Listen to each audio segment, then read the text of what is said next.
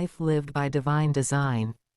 Before we proceed further, let us first agree on what it means to be a person of sound reason.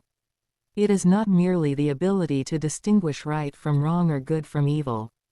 Rather, a truly sound mind is one that, upon recognizing what is true and good as revealed by Allah, the owner of truth, freely chooses to submit to that truth and live by it.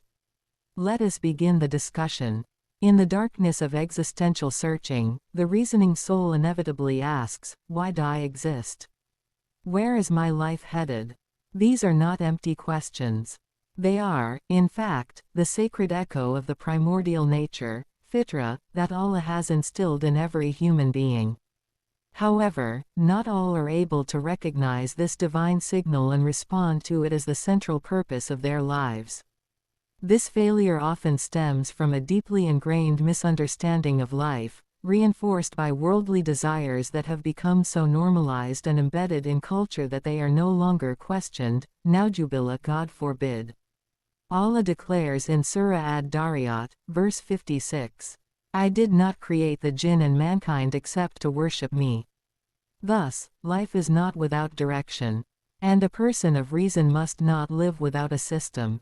That system is founded upon three divine pillars: Islam, Iman, faith, and Ihsan, spiritual excellence. These pillars are essential for attaining the pleasure of the Creator and Owner of life, Allah, the Exalted. 1. To live within the system of Islam, not within man-made ideologies or frameworks, regardless of their label or form. 2. To adhere to Islam must be grounded in a heart filled with Iman, faith, a heart free from internal turmoil that could compromise one's servitude to Allah. 3. Such a heart gives rise to a life imbued with spiritual consciousness, constantly aware of Allah's presence, as though one sees Him or, at the very least, lives knowing He sees them. This is the state of Ihsan.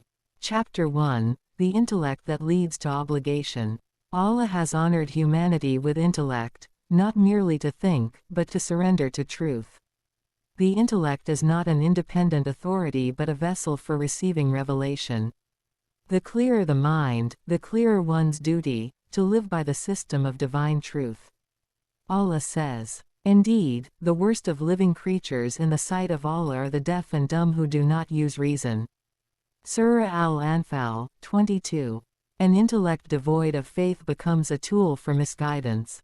Conversely, an intellect that submits to Allah is guided toward the ultimate life system, Islam, Iman, and Ihsan. Chapter 2,